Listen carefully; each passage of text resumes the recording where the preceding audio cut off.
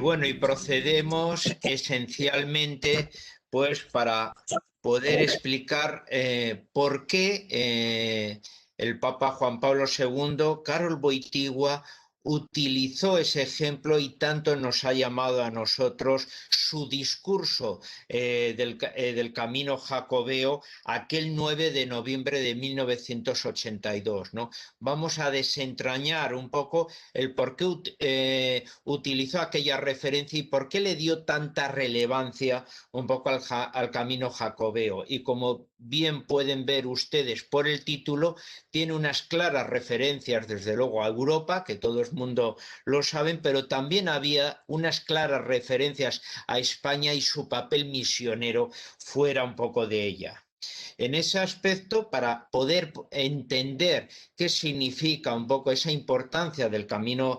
jacobeo, hay que tener también en cuenta que el Papa Juan Pablo II era muy habitual en él utilizar estas referencias históricas para proceder precisamente a esa labor de reevangelización en muchos países y a volver otra vez a tocar la sensibilidad espiritual o el alma espiritual de aquellas sociedades a las cuales visitaba en su pontificado. La importancia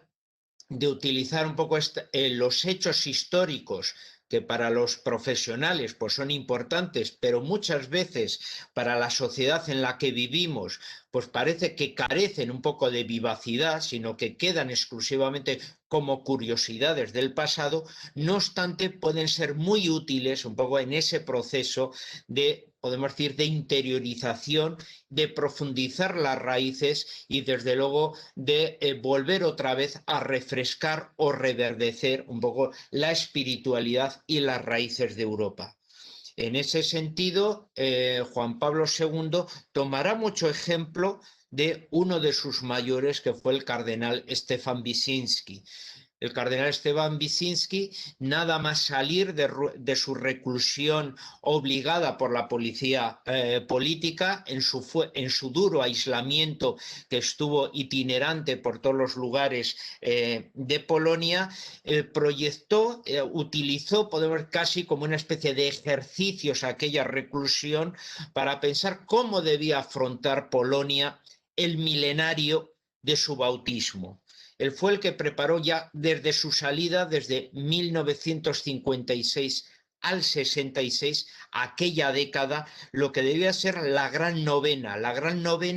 que debía, por lo tanto, preparar a la sociedad polaca para aquel milenario del bautismo de Polonia, y que además se juntaba con el 300 aniversario de los votos del monarca Jan Casimir a la Virgen de Częstochowa, ¿no? Cuando el convento no fue invadido por las tropas suecas y por tanto la vocación de la Virgen de Częstochowa se transformó en la reina protectora de Polonia a nivel histórico y posteriormente ya en todos los momentos que ha vivido, por lo tanto, críticamente Polonia. Por lo tanto, Juan Pablo II va a ver este ejemplo en el cardenal primado de Polonia, y desde luego él era también como bien intelectual formado en la filología polaca, un gran conocedor de la historia de su país. Y va a utilizar y va a ser uno de los que de su arzobispo de Cracovia fomente y enseñe y utilice, podemos decir, para una gran reevangelización de la sociedad y de la puesta a punto de todo aquel laicado, con aquella propuesta de utilizar el milenario precisamente de Polonia para todo aquel proceso de reevangelización de Polonia. De ese modo, utilizando este ejemplo, podemos decir, doméstico, natural de Polonia, que tantos frutos proporcionará a la sociedad del momento, será cuando Juan Pablo II, luego posteriormente pontífice, utilizará también el ejemplo de la historia un poco en ese aspecto. En 1981, por ejemplo, será el 750 aniversario de la muerte de Santa Isabel en Hungría. En 1984 será el 500 aniversario de la muerte de San Casimiro en Lituania. en 1985 es el 1100 aniversario del fallecimiento de San Metodio en Bulgaria. O en 1988 era el milenario del bautismo de San Vladimir en la Rus de Kiev y por lo tanto el bautismo de los pueblos de los grandes eslavos, los ucranianos, los rusos o los bielorrusos. Como vemos, un poco con esta selección de hechos, Juan Pablo II, para él la historia era algo vivo, algo orgánico, que él utilizaba y desde luego le ayudaba para llamar la atención a los corazones de las sociedades que él visitaba y que por lo tanto podían ayudar a ese proceso de llamamiento a una nueva de reevangelización y a una retoma un poco de esas raíces de la sociedad que habían quedado desde luego olvidadas y que necesitaban otra vez desde luego remover aquella tierra, remover aquellas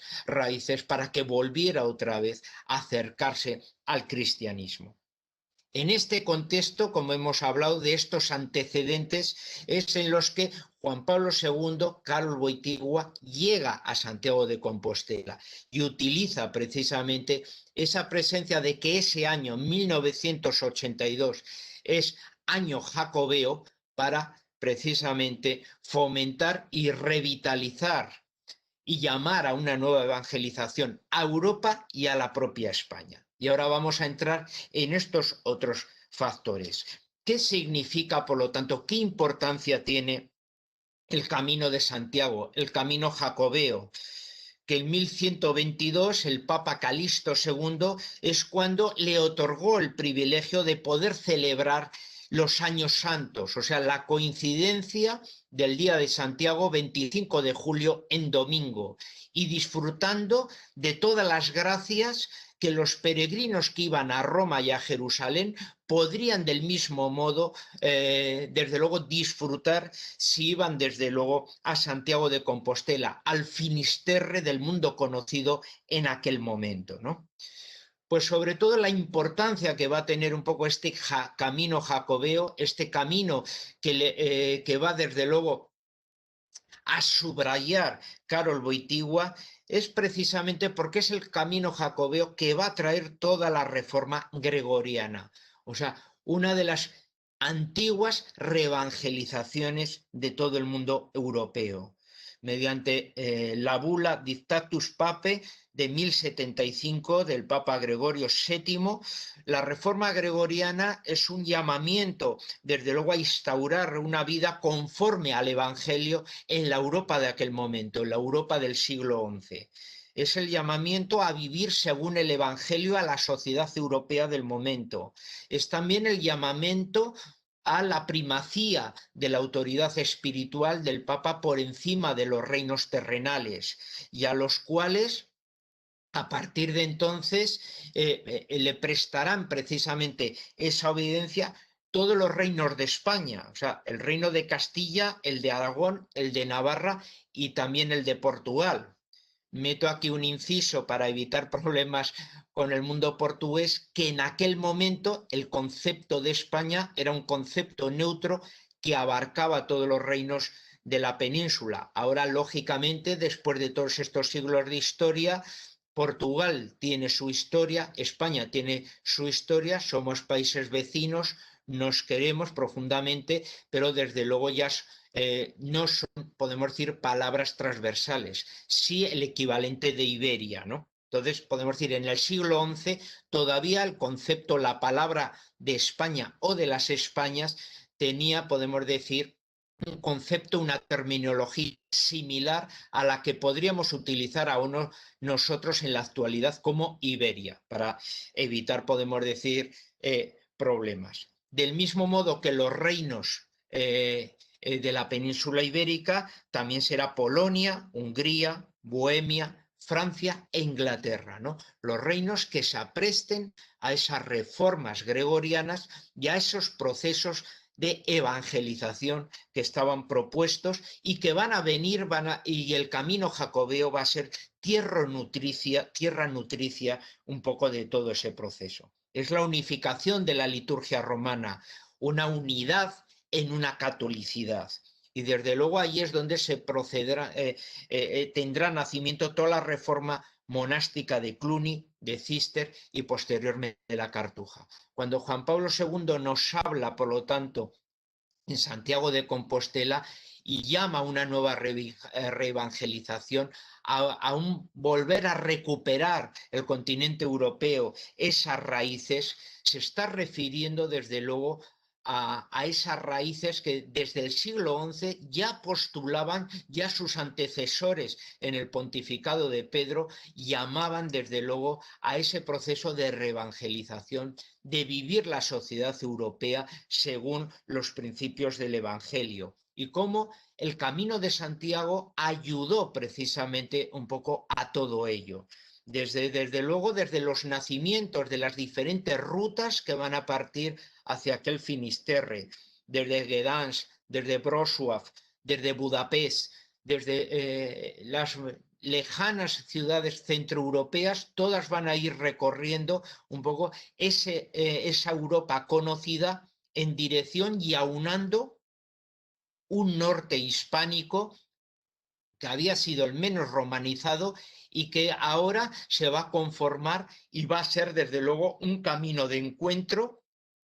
de hispanidad, pero también de catolicidad en ese sentido de universalidad, donde francos, donde magiares, donde germanos, donde eslavos, todos recorran de repente ese camino y desde luego se produzca ese sentimiento, desde luego, de transversalidad, de catolicidad que se proporciona. Es ese llamamiento, ese descubrimiento a esas raíces europeas, ¿no? Es un poco ese pasado, ese underground que tenía ese camino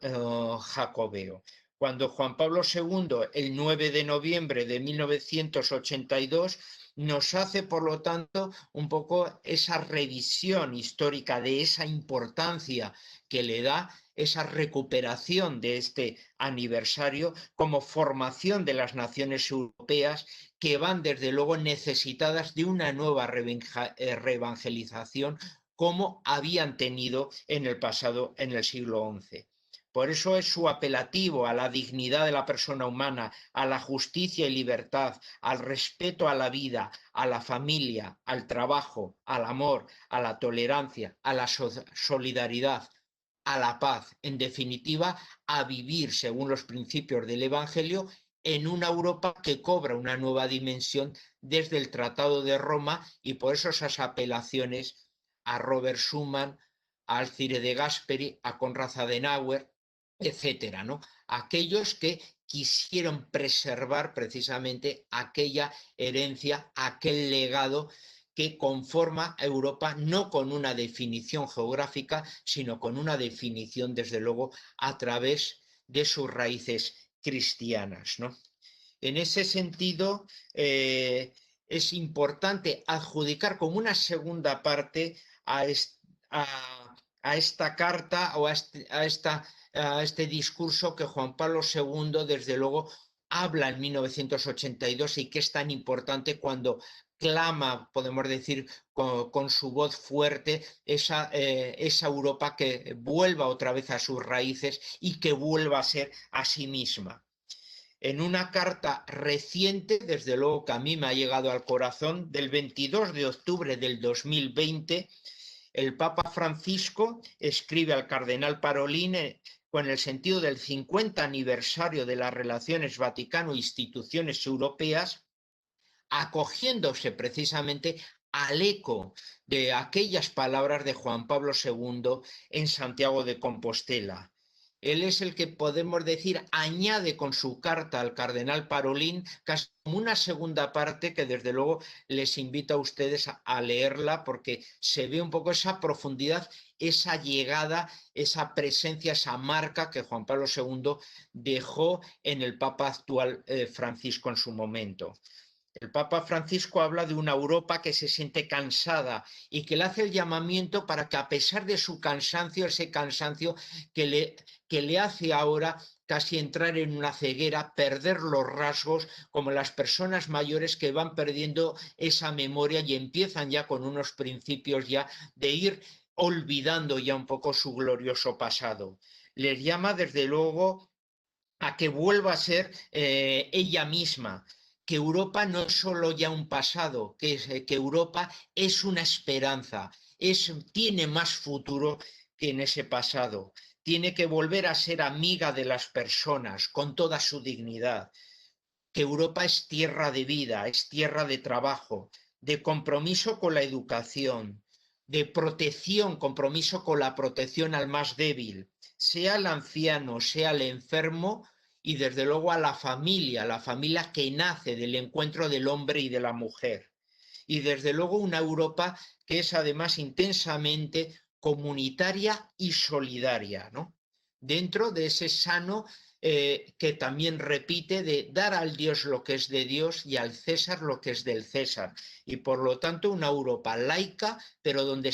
el creyente pueda vivir esa libertad, desde luego, para poder ser libre y poder, desde luego, ser discípulo un poco de los apóstoles. Como vemos un poco en ese aspecto, el Papa Francisco, desde luego, entiende perfectamente y vuelve otra vez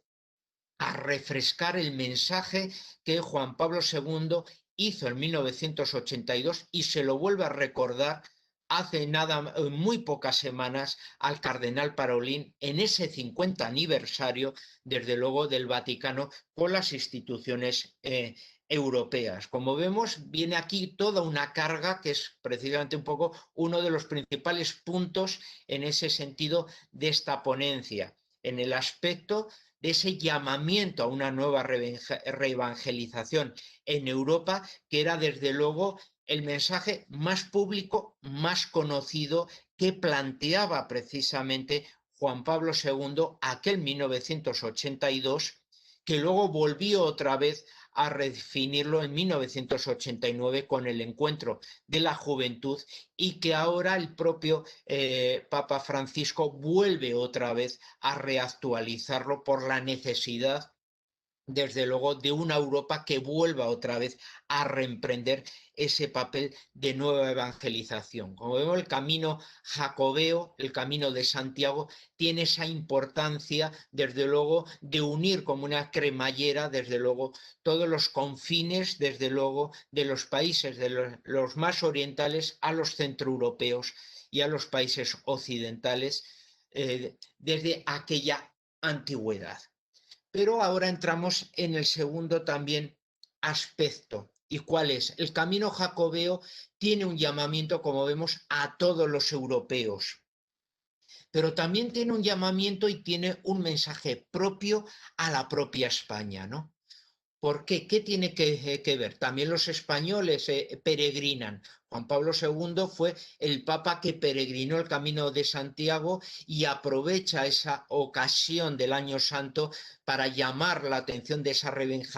reevangelización a toda Europa. Pero también tiene su mensaje particular para la reevangelización de la propia España. España tiene una cualidad muy importante dentro de nuestros grandes defectos y es esa capacidad de ser misioneros, esa capacidad desde luego de extender desde luego la fe fuera de nuestras fronteras y rápidamente naturalizarnos en las situaciones, en los mundos lejanos en los cuales podemos estar. Hay europeos que no dejan de ser de sus raíces. Los españoles parece que a los 2 días de establecerse en un lugar se disuelven en esa nueva realidad en pos, podemos decir un poco, de ese objetivo misionero de extender la fe ardiente que late un poco en su corazón. El Camino de Santiago y Juan Pablo II, como gran estudioso y enamorado de la historia de nuestro país,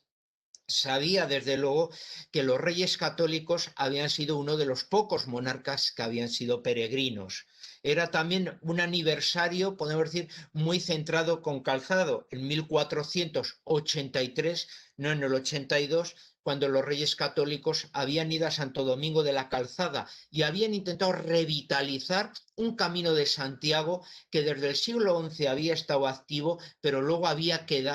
perdido su importancia. Los reyes católicos restauran la importancia del camino de Santiago, Santiago en Santo Domingo de la Calzada, y 3 años después, en 1486, visitan el propio Santiago. es donde ellos ya que están procediendo a ultimar el último capítulo ya de la Reconquista, van a otorgar a Santiago Apóstol ese título de patrono de las Españas, ¿no? Patrón un poco ya porque se ha conseguido ese sueño idílico que la familia de los Trastámara, al cual pertenecen Fernando de Aragón e Isabel de Castilla, siempre tenían idealizado, ¿no? Volver a culminar aquella unidad idealizada que muchas veces los cristianos del norte, desde luego, no recordaban, pero sí que los cristianos mozárabes que estaban bajo dominio musulmán todavía mantenían en su corazón, y cuando eran liberados son los que van a mantener esa llama de decir: tenéis la obligación, el compromiso de devolvernos la libertad para que podamos volver otra vez a rezar en libertad como cristianos y recuperemos nuestra libertad, ¿no? Es por tanto cuando ese camino de Santiago tiene también una dimensión que va a alimentar esa característica misionera de la España del momento. Es un camino de Santiago que influye en los reyes católicos y en una Isabel de Castilla que favorece desde luego ese primado Jiménez de Cisneros, que va también a realizar su reforma cisneriana, una reforma muy equivalente a la que siglos anteriores había pasado con la reforma gregoriana, una reforma que espiritualiza, que apoya desde luego a los sectores observantes de las órdenes. Es un momento de puesta a punto de que la Iglesia católica en España debe de reevangelizarse, y a partir de los franciscanos, de los carmelitas, etcétera, empiezan a surgir las órdenes religiosas, empieza a renovarse también la Iglesia diocesana, la fundación de la Universidad de Alcalá de Henares, y por lo tanto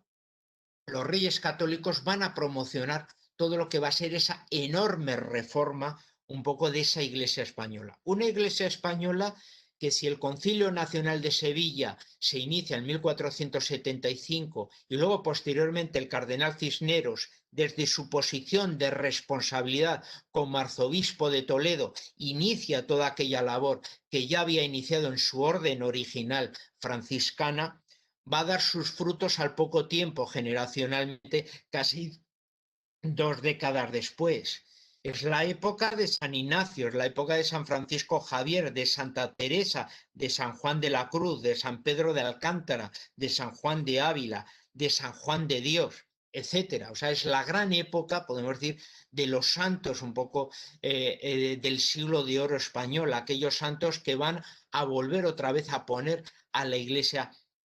en su lugar. Es la época, por lo tanto, de una Santa Teresa, de un San Juan de la Cruz, que son los padres de la mística española, los carmelitas descalzos, aquellos que aquel pobre sastre Jan Tyranowski, apóstol de la acción católica, le enseñó a un joven estudiante, Jan Boitigua, y por lo tanto le puso aquel amor por los místicos españoles de aquel lejano país llamado España, y le interesó a él aprender el español para poder, desde luego, disfrutar de aquellos escritos que le aproximaban, desde luego, a Dios, y que incluso le dio un inicio de vocación, incluso por la orden carmelitana, con sus conversaciones con el padre Josep Prus,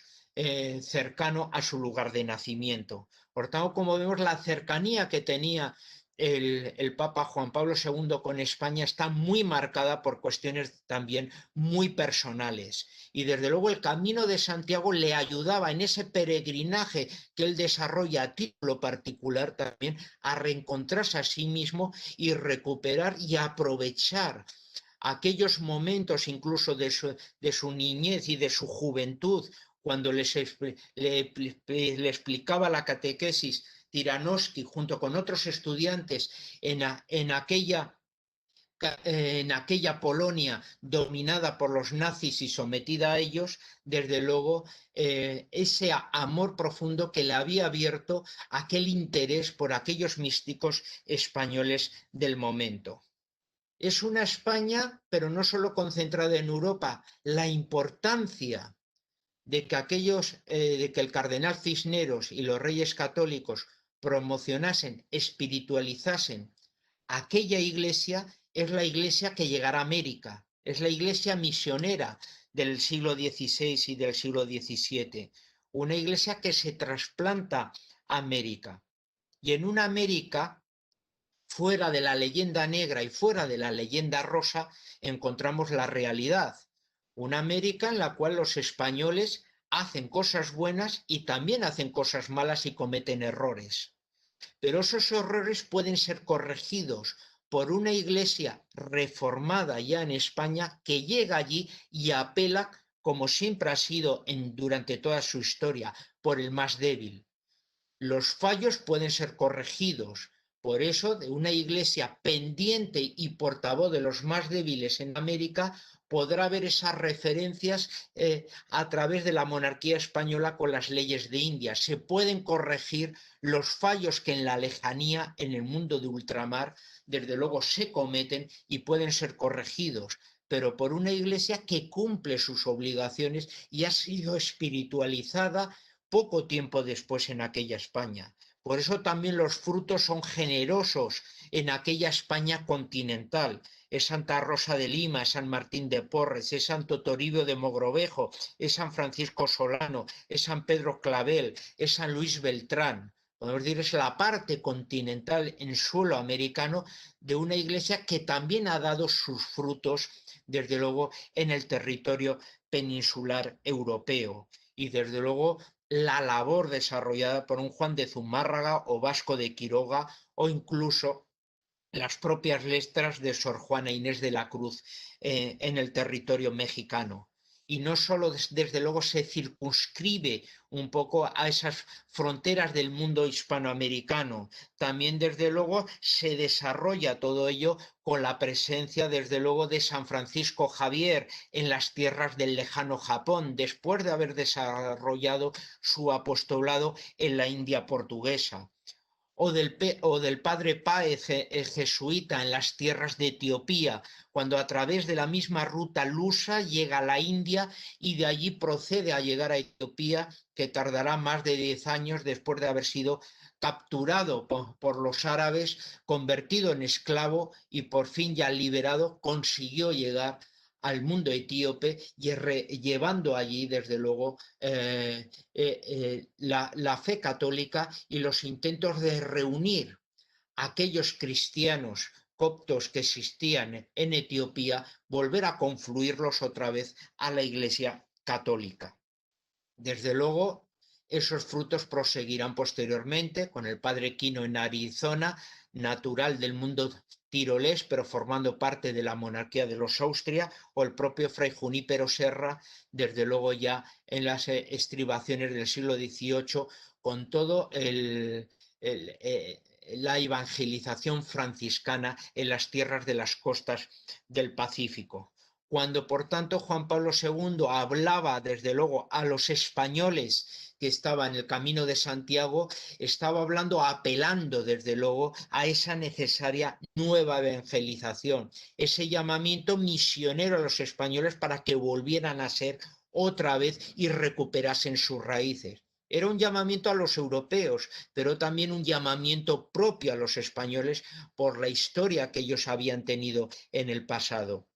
La mitad de la iglesia reza en español y reza por la labor un poco de todos aquellos que desde luego se procedió a aquella reevangelización y a unos monarcas que habían participado como peregrinos en el camino jacobeo y que dieron gracias por la culminación de su proceso de unidad y desde luego por el descubrimiento de América y que con sus fallos y con sus virtudes desde luego mantuvieron un poco aquel planteamiento. Ese llamamiento a la reevangelización en Europa y a la reevangelización de España, porque lo que sucede en España tiene desde luego también sus consecuencias en el mundo hispano esencialmente americano, era también esa necesidad de una nueva evangelización en todo el continente, para fomentar, para enraizar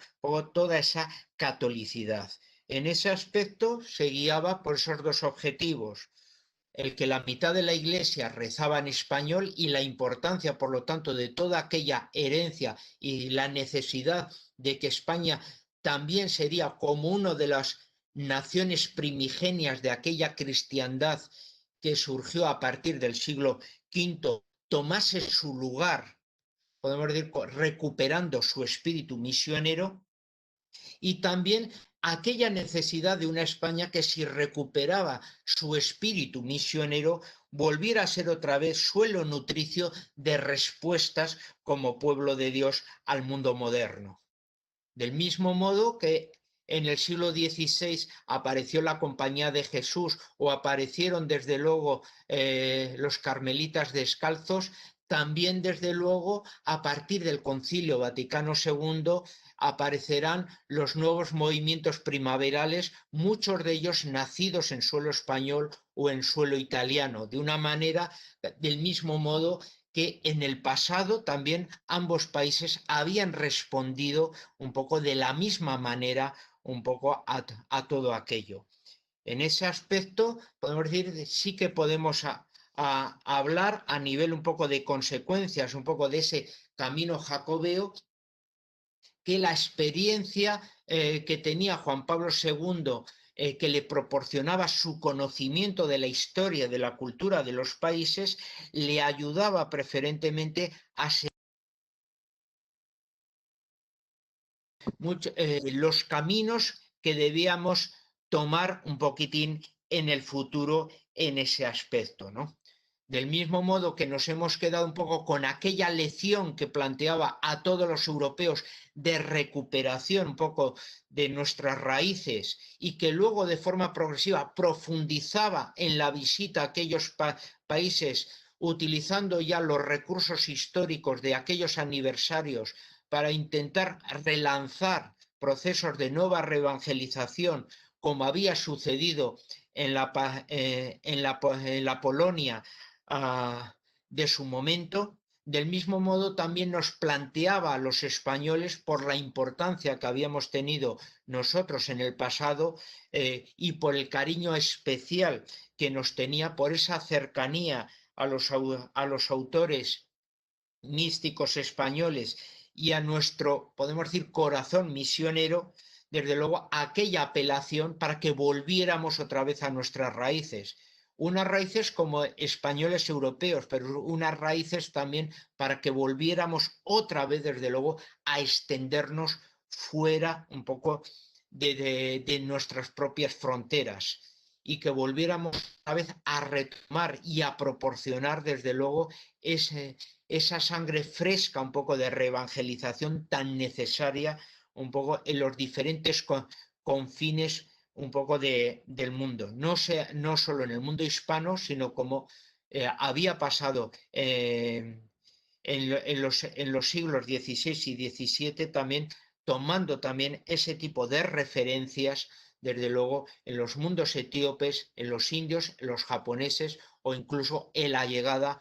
al mundo chino, como pasó en su momento con San Francisco Javier, ¿no? Por ese sentido, el tema del camino jacobeo tiene una gran trascendencia. Es un llamamiento, por lo tanto, a esa nueva evangelización. Es un llamamiento, desde luego, de procurar, podemos decir, llevar unos ejercicios domésticos de cada uno, una interiorización a nivel personal, a nivel de comunidad, a nivel de nación, por todos nosotros, y desde luego una recuperación de ese pulso, de esa necesidad, en el sentido también que hablaba el Papa Francisco. Europa no es un mundo del pasado, Europa no es algo que ya ha transcurrido, Europa debe despertarse, debe abandonar, por lo tanto, esa pérdida de memoria que ha tenido, una pérdida de memoria que muchas veces, con el momento de secularización que vivimos, nos hace perder, desde luego, las raíces de nuestro pasado, nos hace perder los detalles un poco, desde luego, de aquellas raíces, de ese sentimiento que nos debe impulsar, que nos debe empujar, y desde luego remarcar profundamente un poco en ese aspecto que Europa debe volver a recuperarse por la densidad de su cultura, por la densidad de sus raíces, es esperanza, es futuro y desde luego es magíster para esas nuevas iglesias primaverales que se están sucediendo desde luego o en el continente del presente, como es el continente africano, o en las iglesias del futuro, como son esencialmente las asiáticas, ¿no? Por eso, precisamente, subrayábamos un poco todo ese aspecto. El relanzamiento, la importancia como europeos y el mensaje especial que a nosotros nos daba, desde luego, como españoles, ¿no? Un poco en ese aspecto. Esa sería más o menos un poco mi conclusión como ponente en estas circunstancias, sacando esencialmente un poco ese brillo de evangelización que utilizó a través del Camino de Santiago. La unidad, podemos decir, de toda Europa, el aprovechar la evangelización que significó el Camino de Santiago como proceso de unidad, como proceso de vivir según los principios del Evangelio la sociedad europea del momento, lo que significó para todos los europeos como fieles, desde luego, a la autoridad del Papa en lo que fue el siglo XI y desde luego posteriormente, desde luego, lo que significó aquella presencia, aquel mensaje en una España del momento que también volvió a ser peregrina, le dejó su sello el Camino de Santiago y desde luego extendió otra vez convirtiéndose esa semilla del camino jacobeo desde luego en alas misioneras, volver a extender desde luego a todos los confines la fe de Jesucristo, ¿no? Esos fueron un poco las enseñanzas que él había tenido por su enorme amor a España y desde luego como polaco dentro del continente europeo y los llamamientos, por lo tanto, dobles e individuales que nos hacía, utilizando desde luego los principios de la historia que no era nada del pasado, sino como un mensaje vivo y organizativo que de forma pedagógica nos ayuda y nos llama a una nueva reevangelización. Muchas gracias.